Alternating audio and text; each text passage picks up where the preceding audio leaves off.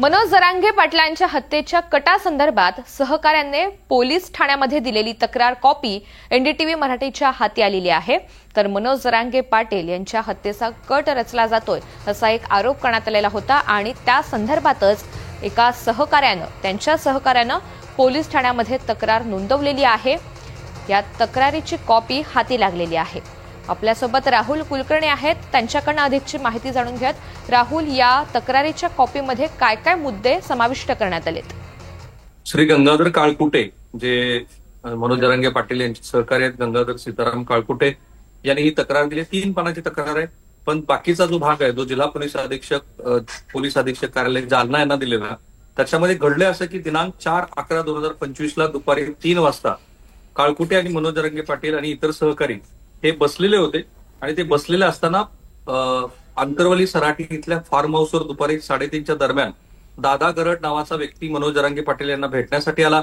त्याने अमोल खुने व इतर अनोळखी लोकांसोबत मनोज जरांगे पाटील साहेबांचा घातपात करण्याचा कट एका राजकीय नेत्याने रचलेला असून त्यासाठी अमोल खुने व दादा गरुड यांना 2.5 कोटी रुपये तो राजकीय नेता देण्यास तयार असल्याचं त्यानं कळवलं। त्याबाबतचं त्याचं संभाषण मोबाईलमध्ये रेकॉर्ड केलं। म्हणजे ज्यावेळेला तो ही माहिती देत होता त्यावेळेला तिथे उपस्थित असलेल्या मंडळींनी त्याचं जे म्हणणं आहे ते मोबाईलमध्ये रेकॉर्ड केलं।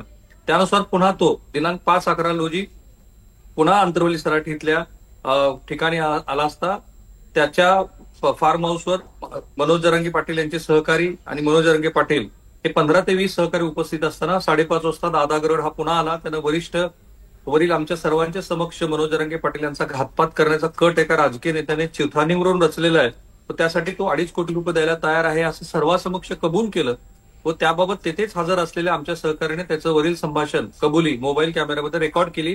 त्यानंतर 9:05 दरम्यान अमोल खुने हा पांडुरंग तरक याच्या फार्म हाऊसवर आला। त्या ठिकाणी आम्ही सर्वजण हजर असताना त्याने सुद्धा कबुली दिली की त्याने व दादा गरुडाने राजकीय नेत्याच्या सांगण्यावरून मनोज जरांगे पाटील यांचा घातपात करण्याचा कट रचला आहे। त्याबाबतचं संभाषण आम्ही आमच्या मोबाईलमध्ये रेकॉर्ड केलेलं आहे आणि मग बाकीचे पुढचे बरेच तपशील आहेत। कोणत्याही राजकीय नेत्याचं या तक्रारीमध्ये नाव नाहीये।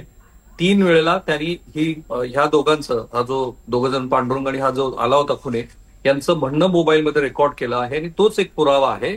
आता हे कोणत्या विशिष्टच्या अंमलाखाली हे 2 जण होते का वगैरे हा तपासाचा भाग आहे, पण जे घडलं, जसं घडलं ते पहिल्यांदाच महाराष्ट्राला कळलं। कारण तिथं काय घडलं, कधी ते भेटायला आले होते, मनोज जरांगे पाटलांना कधी संशय आला की आपला घातपात होऊ शकतो, कोण तो राजकीय नेता आहे, तो पोलीस तपासाचा भाग आहे। पण ही मूळ तक्रार आहे की ज्या मूळ तक्रारीमध्ये मनोज जरांगे पाटलांना जे आता म्हटलं जातं की Z+ सिक्युरिटी द्या वगैरे, तर त्याचं कारण या तक्रारीमध्ये आहे, जे जिल्हा पोलीस अधीक्षक जालना यांना दिलेल्या तक्रारी दिसतं आहे। निश्चित राहुल, धन्यवाद सविस्तर माहितीसाठी।